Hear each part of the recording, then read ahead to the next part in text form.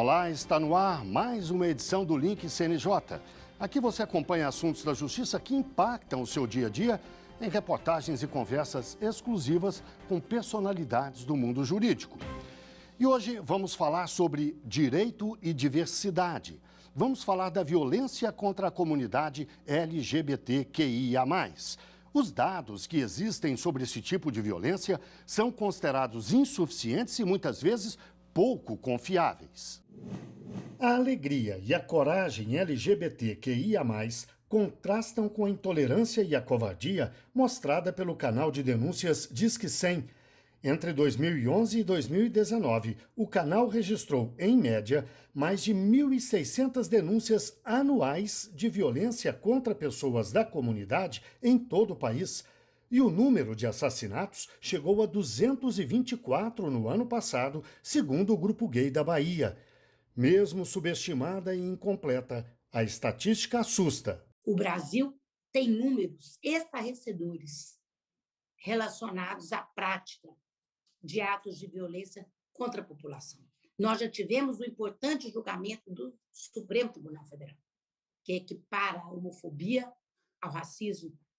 E, a partir daí, temos que ter mais instrumentos que fortaleçam as ações dessas autoridades. Um dos instrumentos surgiu no Observatório dos Direitos Humanos do CNJ. É um formulário especial para levantamento de dados e de avaliação de risco. Uma sugestão da cantora e ativista Daniela Mercury, integrante do observatório. Ele será preenchido todas as vezes em que uma vítima desse tipo de violência for atendida por autoridades.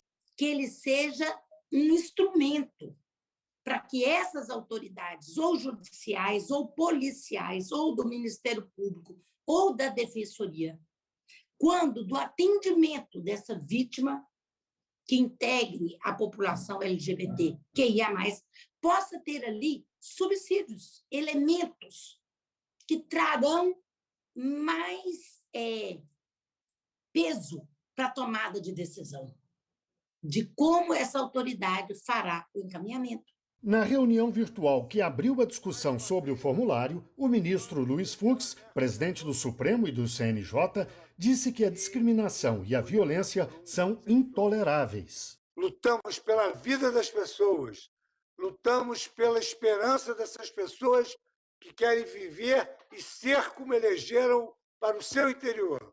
E, portanto, somos nós, e vossas senhorias, senhoras e senhores, que se disponibilizam a contribuir com essa relevante pauta que nos fará conjurar essa violência que ainda reina no nosso país. Ministro Fux, obrigada por essa reunião, por sua presença, por seu apoio para a construção do formulário de risco LGBTQIA+.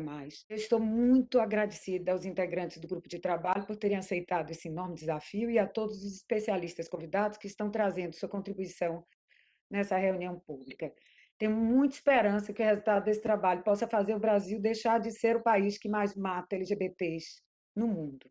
E de improviso, a artista resumiu os sentimentos dela com uma música inédita lançada na reunião. O sonho não pode esperar, o samba não pode calar, o amor não pode esperar, o verso e a rima, o futuro não pode esperar, o povo não pode calar, a liberdade não pode esperar, dar a volta por cima. E vamos além? Vamos avançar um pouco mais nesse assunto. Eu converso agora online com Renan Quinalha, professor de Direito da Escola Paulista de Política, Economia e Negócios da Universidade Federal de São Paulo, além de autor do livro A Ditadura e a Repressão à Comunidade LGBT. E converso também com Paulo Iotti, professor, doutor em Direito Constitucional e especialista em Direito da Diversidade Sexual e de Gênero e em Direito Homoafetivo. Ele é também diretor-presidente do Grupo de Advogados pela Diversidade Sexual e de Gênero. Muito obrigado aos dois pela participação no programa. Eu começo com uma pergunta para o Paulo. Paulo, eu disse no começo que os dados são considerados insuficientes e pouco confiáveis. Por que não se sabe qual é exatamente a dimensão da violência contra essa comunidade no Brasil, ainda que se saiba pelo menos que ela é grande, não se sabe com precisão. Por que a falta de informação? A principal razão é a resistência do Estado brasileiro em fazer esse mapeamento de forma institucional. Nós temos levantamentos feitos historicamente por algumas ONGs LGBTI+, né, o Grupo Gay da Bahia, a Associação Nacional de Travestis e Transsexuais, mas a gente tem uma lacuna grave do Estado brasileiro. Entre 2011 e 2013, nós tivemos, né, o mapa da violência homofóbica, chamado dessa forma, fruto do Disque 100 LGBT.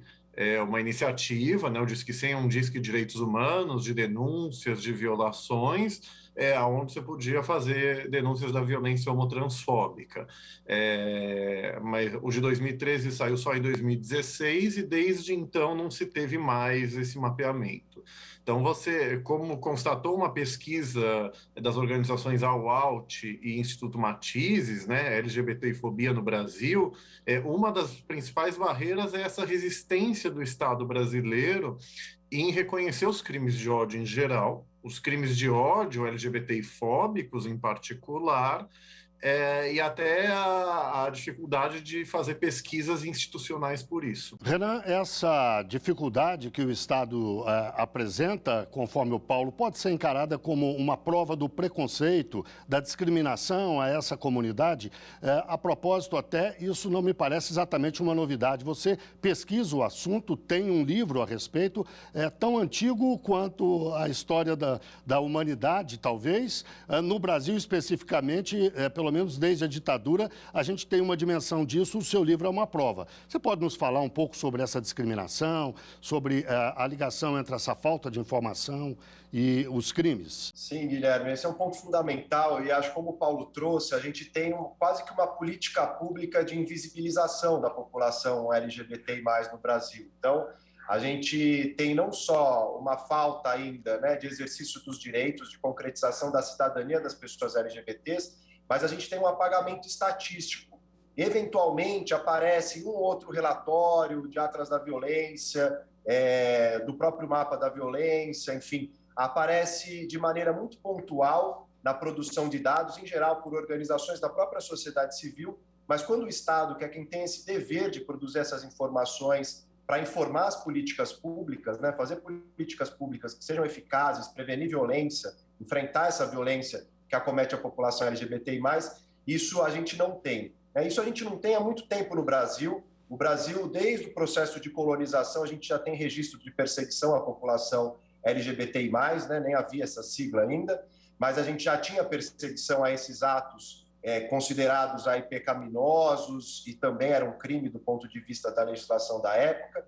A ditadura é um dos momentos, né, em que não se começa com a LGBTfobia, mas essa violência acaba alçando, e é o que eu sustento nesse livro meu novo, Contra a Moral e os Bons Costumes, sobre a ditadura e a população LGBT, é que nesse momento esse preconceito, essa violência acabam assumindo o lugar de uma política de Estado.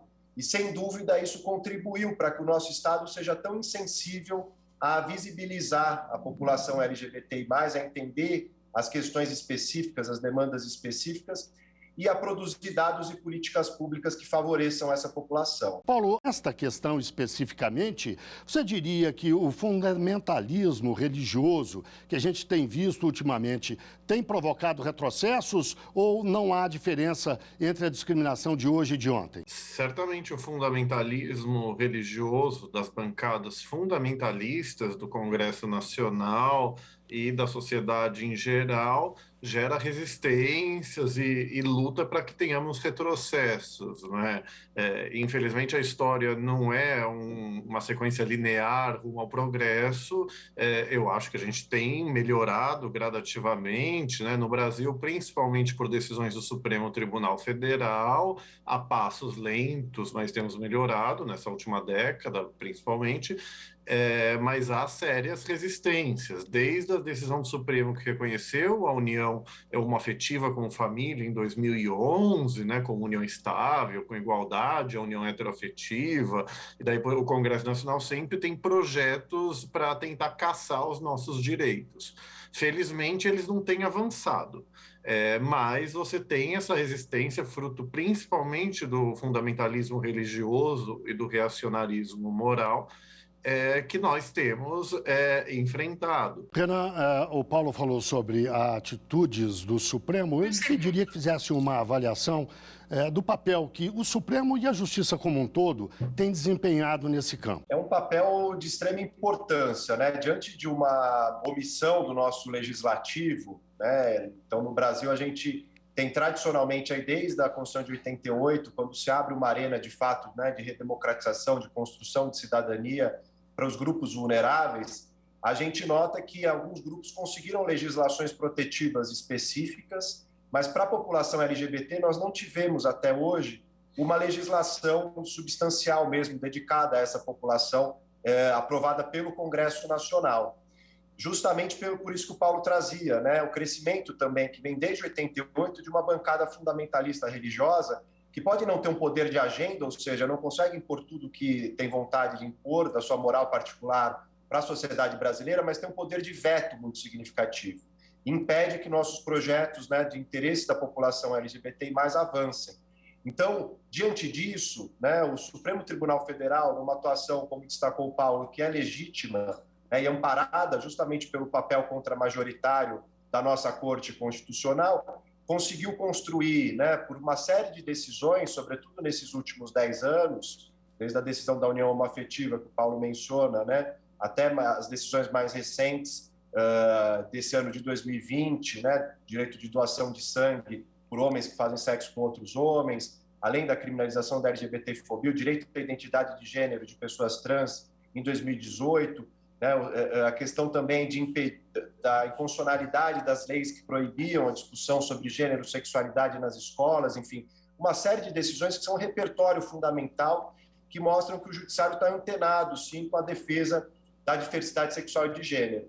Mas a gente tem um desafio ainda que é muito grande, né, que é a gente conseguir tornar essas decisões paradigmáticas, fundamentais, da cúpula do nosso sistema de justiça, em algo que é aplicado no dia a dia pelo sistema de polícia, pelo sistema de justiça nas suas instâncias inferiores, pelo Ministério Público, enfim, por todos esses órgãos ainda que dependem, né, essa burocracia toda do sistema de justiça e do sistema de polícia, que são quem de fato está na ponta da cadeia ali, atendendo diretamente o cidadão, lidando com as situações de violência contra a população LGBT. Então, essa distância entre o que é o Supremo Tribunal Federal, né, e a base do nosso sistema policial, de justiça, enfim, onde o Estado chega mesmo às pessoas, ainda é um desafio que a gente precisa transpor. Paulo, no começo do programa eu havia dito que os dados são considerados insuficientes e pouco confiáveis, mas, de qualquer maneira, o que eles indicam? Qual é a dimensão da violência contra essa comunidade no Brasil?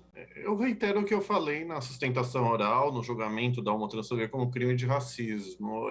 Esses dados, eles comprovam que a gente vive uma verdadeira banalidade do mal homotransfóbico, no sentido da Hannah Arendt, né? O mal extremo praticado como se fosse a coisa mais normal do mundo, por pessoas ditas normais, ditas de bem, que funcionam relativamente bem, adequadamente em sociedade, mas se sentem no pseudo-direito de ofender, discriminar e até agredir e matar pessoas LGBTI+, por sua mera orientação sexual ou identidade de gênero. Às vezes esses dados são desmerecidos por opositores da cidadania LGBTI+, que citam o número total de homicídios, mas são agressões, ofensas baseadas em crimes de ódio, ou seja, são proferidas pelo ódio extremo, pela desumanização da população LGBTI+.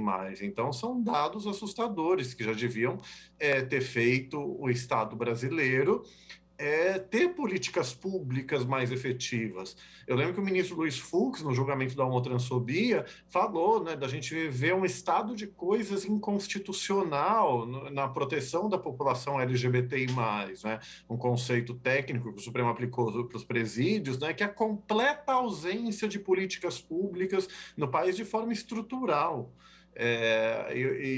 Me parece que os dados que a gente tem pelas ONGs, né, que organismos internacionais respeitáveis reconhecem o Brasil como campeão mundial de violência contra a população LGBTI+, esses dados mostram essa banalidade do mal homotransfóbico que nos assola e a omissão inconstitucional, né, do Estado brasileiro, não só numa lei punindo.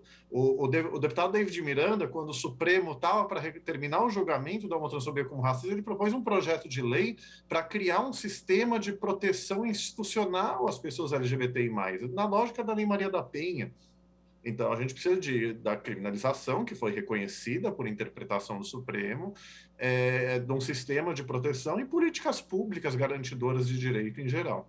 Quando a gente fala de políticas públicas, Renan, a gente está falando do que exatamente no caso dessa população? A gente está falando, Guilherme, de demandas e necessidades que essa população tem em todas as arenas da sua vida concreta, no dia a dia, né? Então, a população LGBTI+, assim como toda a população brasileira não LGBTI+, precisa de serviços, né, que são providos pelo Estado, que são serviços básicos, que estão garantidos constitucionalmente, né, direitos sociais, por exemplo. Então, o direito à saúde, né, um atendimento integral, gratuito, universal, como o Sistema Único de Saúde, que também atenda às demandas específicas dessa população LGBTI+, as questões de saúde específicas. A gente tem a questão educacional, que também é fundamental, porque a gente sabe que a população LGBTI+, sobretudo a população trans, muitas vezes não consegue frequentar, né, um processo de escolarização formal por uma série de violências, de bullying, de impedimento, de rompimento de relações familiares, enfim.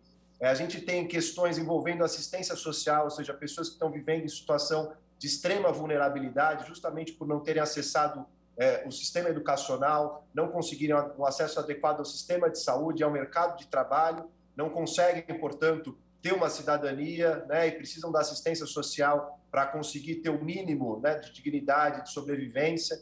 A gente fala, então, de um repertório mesmo de direitos que está construído, né, a partir dessa concepção da nossa Constituição de 1988, de um Estado de Direito que também é social, né, ou seja, de uma rede de proteção que passa por todas essas dimensões de amparo, né, aos cidadãos, que envolve educação, moradia, saúde, assistência, trabalho, previdência social, né, enfim, uma série de direitos importantes e que só são efetivados por prestações positivas do nosso Estado, essas chamadas políticas públicas. Não basta só que a gente tenha uma sociedade sem violência contra a população LGBT, é preciso também que haja uma inclusão efetiva dessa população por meio dessas ações, dessas políticas públicas que vão conseguir corrigir desigualdades e que vão conseguir garantir as condições mínimas, né, que estão estabelecidas aí, decorrem do princípio da igualdade e da não discriminação pela nossa Constituição. Permita-me um rapidíssimo complemento sobre, por exemplo, o direito social à saúde, que o Renan muito bem citou.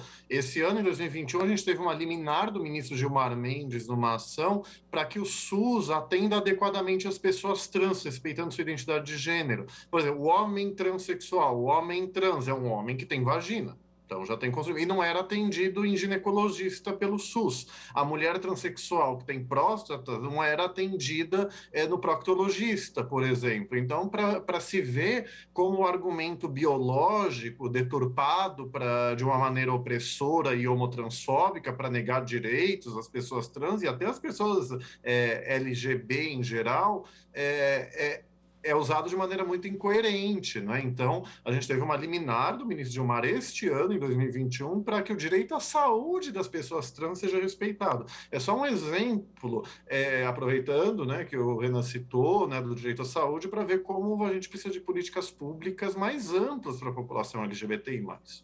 Uma última pergunta que eu faço aos dois, começo pelo Renan. Falando especificamente da violência física, a legislação brasileira precisa de correções em que rumos? para a gente acabar, ou pelo menos atacar a violência contra essa população? Essa questão da violência é muito central, porque é a marca, né, o que constitui esses sujeitos LGBTs, essa convivência com a injúria, com as ofensas, com as agressões, com os vários tipos de violência que vão desde o espaço familiar, escolar, de círculo de amigos, enfim, sociabilidade de um modo geral. Então, essa é uma bandeira fundamental e a gente conseguiu avançar. A gente teve uma série de avanços específicos aí de políticas públicas, dependendo do nível federativo, mas as políticas públicas também, muitas vezes, elas são precárias, né? Elas acabam sendo só de governo, não se tornam de Estado, justamente porque a gente não tem uma legislação protetiva e a gente precisa avançar nesse sentido. Há diversas propostas que já estão tramitando, que estão pendentes de análise, de aprovação no Congresso Nacional, em comissões, e que, infelizmente, não avançam por conta desse bloqueio. A gente conseguiu no Supremo Tribunal Federal, e o Paulo foi uma dessas pessoas que esteve à frente desse processo na atuação judicial ali pela criminalização da LGBTfobia, que é algo fundamental, mas ainda a gente enfrenta um desafio de enraizar essa decisão, tanto institucionalmente, né, enfim, em todo esse aparato que está encarregado de lidar com as situações de violência, mas também a gente tem que enraizar isso culturalmente na nossa sociedade. E aí a gente precisa avançar também em políticas públicas no campo da educação e direitos humanos, do ponto de vista da cultura, para que a gente consiga modificar a mentalidade das pessoas, para que a gente consiga, de fato, educar para a diversidade, para o respeito, e a gente consiga ter uma sociedade livre de discriminação e de preconceito. Então, há uma série de questões de alteração da lei para consolidar, para positivar as decisões do Supremo, embora por hermenêutica jurídica isso fosse desnecessário, e principalmente capacitar e sensibilizar os órgãos do sistema de justiça para tirar as decisões do papel, como disse, né, o Renan. E, por fim, o Estado brasileiro se conscientizar do seu dever constitucional, tanto de mapear a violência homotransfóbica, quanto criar políticas públicas de proteção da população LGBTI+. Bem, chegamos ao fim da nossa entrevista. Eu agradeço muitíssimo a participação de Paulo Iotti, professor, doutor em Direito Constitucional e especialista em Direito da Diversidade Sexual e de Gênero e em Direito Homoafetivo. Ele é também diretor-presidente do Grupo de Advogados pela Diversidade Sexual e de Gênero. Agradeço ainda a participação de Renan Quinalha, professor de Direito da Escola Paulista de Política, Economia e Negócios da Universidade Federal de São Paulo, além de autor do livro A Ditadura e a Repressão à Comunidade LGBT. Agora o link CNJ dá notícias da Justiça com um giro pelos estados e pelos tribunais do país. O Supremo Tribunal Federal divulgou os nomes das entidades e pessoas que vão participar da audiência pública para debater a implementação da figura do juiz das garantias. A audiência será realizada por videoconferência nos dias 25 e 26 de outubro, com transmissão ao vivo pela TV Justiça, pela Rádio Justiça e pelo canal do STF no YouTube. O juiz das garantias atua na fase do inquérito policial e é responsável pelo controle da legalidade da investigação criminal e pela salvaguarda dos direitos individuais dos investigados. O CNJ abriu 11 mil vagas para o curso Marco Legal da Primeira Infância. O objetivo é oferecer conhecimentos normativos, científicos e técnicos para apoiar o desenvolvimento integral das crianças. Podem participar operadores do direito, conselheiros tutelares, profissionais da rede de serviços de assistência à primeira infância, além de pesquisadores e estudantes. As inscrições devem ser feitas na página do CNJ até o próximo dia 25, segunda-feira. As aulas começarão no próprio dia 25 e vão até o dia 30 de dezembro.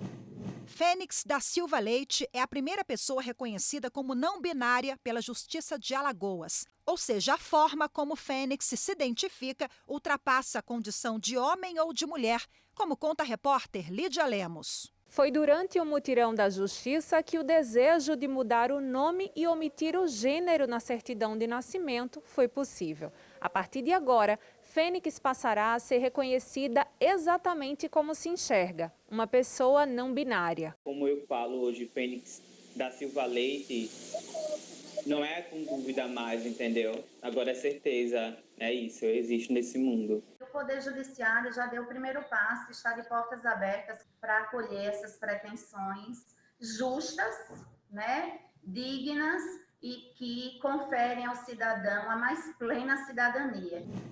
É hora do CNJ nas redes. Vamos ver algumas das postagens que marcaram a semana nas redes sociais do CNJ. Olá, pessoal! Na última semana, as redes do CNJ dedicaram algumas publicações especiais à temática da infância, em referência ao Dia das Crianças. Em uma delas, destacamos 5 importantes legislações que protegem os direitos infanto-juvenis, como o Estatuto da Criança e do Adolescente, o Marco Legal da Primeira Infância e a lei que estabelece o direito da criança e do adolescente de serem educados e cuidados sem o uso de violência física ou abusos psicológicos, conhecida como Lei Menino Bernardo. Em uma outra publicação, também lembramos que toda criança tem direito a uma infância saudável, portanto, submeter crianças ou adolescentes sob a sua autoridade, guarda ou vigilância a vexame ou a constrangimento é crime. A pena é de 6 meses a 2 anos de detenção. Confira essas publicações no Twitter, Facebook e Instagram do CNJ. E ainda sobre a temática da infância, o CNJ está divulgando as inscrições para o curso Marco Legal da Primeira Infância. Conheça os avanços normativos, científicos e de políticas públicas para a garantia do direito ao desenvolvimento humano integral desde o começo da vida. O curso tem por objetivo disponibilizar conhecimentos normativos, científicos e técnicos em prol da implementação do Marco Legal da Primeira Infância. As inscrições vão até o dia 25 de outubro. Para conhecer o público-alvo da capacitação e outras informações, acesse as redes do Conselho. Por hoje é só e até mais. Você conhece o nosso quadro Uma História, com certeza. É aquele momento em que um juiz ou uma juíza conta um caso que marcou a carreira dele ou dela. Vamos ver a história de hoje.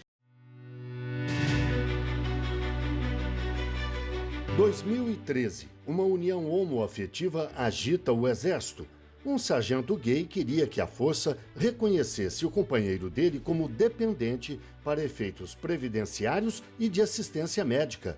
O Exército se negou, mas a Justiça considerou que militares e civis deveriam ter os mesmos direitos e acolheu o pedido do sargento. Na época, realmente, ainda não haviam normas explícitas com relação aos militares. Havia normas referentes ao regime geral do INSS. Então, para o INSS já era possível, caso se demonstrasse o vínculo de companheirismo, a união estável entre pessoas do mesmo sexo, era possível esta indicação como dependente.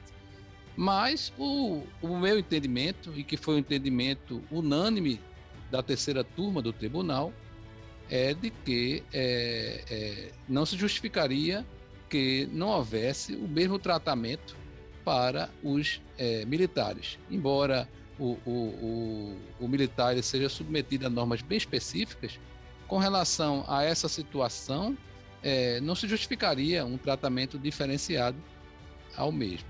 E, de fato, essa decisão ela teve uma certa repercussão, realmente, mas depois passou a ser considerado algo extremamente natural, de modo que esse tipo de benefício passou a ser reconhecido em vários regimes jurídicos, não apenas no regime jurídico do INSS, mas no regime estatutário dos servidores públicos em geral e, particularmente, com relação aos militares. Eu sempre digo que, por mais que a tecnologia ela tenha avançado nos últimos anos, mas é necessário realmente levar em conta os sentidos do ser humano. O ser humano ele precisa sentir, ele precisa ver, ele precisa ouvir para poder julgar. E o juiz, embora ele esteja vinculado à lei, ele não pode desconsiderar os seus valores pessoais e também não pode desconsiderar os valores que o Estado Democrático de Direito do Brasil estabelece a partir da própria Constituição. Temos que extrair da lei, da letra fria da lei, exatamente o seu sentido, e o seu sentido já estabelecido a partir da Constituição Cidadã de 1988, que foi sem sombra de dúvida, uma Constituição inclusiva.